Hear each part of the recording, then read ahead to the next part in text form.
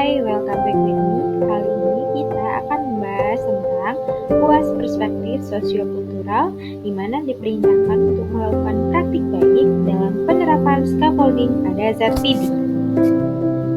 Dengan saya, Wasilatul Bariroh dengan NIM 2502 111 05708, mahasiswa PPG Prajab gelombang 2 tahun 2023 Universitas Jember. Yang pertama, kita akan membahas tentang scaffolding. Apa sih scaffolding? Scaffolding adalah pendekatan pembelajaran di mana ketika guru yang lebih berpengalaman memberikan bantuan yang bertahap kepada peserta didik untuk membantu mereka dalam memahami konsep atau tugas yang dirasa sulit, yang selanjutnya bantuan tersebut akan dikurangi ataupun dihilangkan ketika peserta didik telah memahaminya. Hal ini memungkinkan mereka untuk memperluas kemampuan mereka secara bertahap dengan bantuan dan dukungan yang disesuaikan dan untuk mencapai tujuan pembelajaran yang lebih tinggi. Selanjutnya, tentang Zone of Proximal Development atau ZPD, konsep yang menyoroti potensi perkembangan seseorang ketika mereka diberi bantuan atau arahan dari individu yang lebih terampil atau berpengetahuan dan berpengalaman. Hal ini menunjukkan bahwa seseorang mungkin tidak bisa menyelesaikan tugasnya sendiri, tetapi dengan bantuan mereka dapat melakukannya. ZPD ini merujuk pada area di mana proses pembelajaran dan pengembangan individu berlangsung secara optimal. Ini menekankan pentingnya interaksi sosial dan dukungan dalam pembelajaran. Intervensi terkait penerapan scaffolding pada ZPD atau Zone of Proximal Development.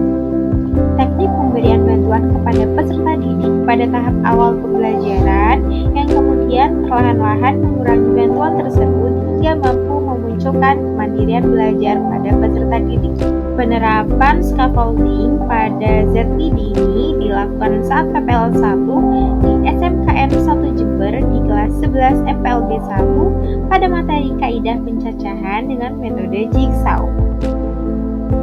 Aktivitas saat pemberian scaffolding yang pertama adalah guru menyampaikan tujuan pembelajaran, yang kedua guru menyampaikan informasi terkait materi yang akan diajarkan sesuai dengan gambar yang telah disajikan.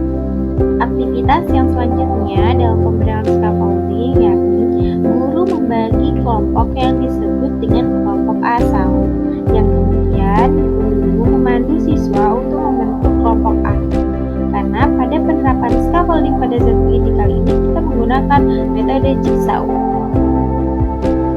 Yang selanjutnya yakni aktivitas pemberian scaffolding selanjutnya, guru memandu siswa untuk kembali ke kelompok asal dan guru mempresentasikan hasilnya dan membagi pengetahuannya kepada rekan-rekan sebayanya di kelompoknya.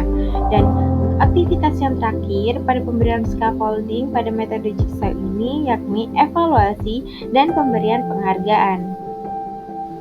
Hasil yang dicapai setelah menerapkan scaffolding pada ZPD atau Zone of Proximal Development yang pertama adalah peserta didik terlibat aktif dalam pembelajaran. Yang kedua, mendorong kolaborasi antar peserta didik dan guru. Yang ketiga, menciptakan pembelajaran yang inklusif. Yang keempat, melatih kemampuan berkomunikasi peserta didik. Yang kelima, meningkatkan minat belajar peserta didik dengan memberikan pembelajaran yang berpusat pada peserta didik. Pembelajaran dan replikasi terkait penerapan scaffolding pada Zone of Proximal Development, yakni dengan bantuan scaffolding dapat mengurangi kesulitan yang dihadapi peserta didik karena metode pembelajaran secara jigsaw mempermudah peserta didik dalam memahami materi melalui penjelasan rekan sebayanya, sehingga peserta didik dapat mengembangkan kemampuannya hingga tercapai tujuan dari pembelajaran pada pertemuan kali itu.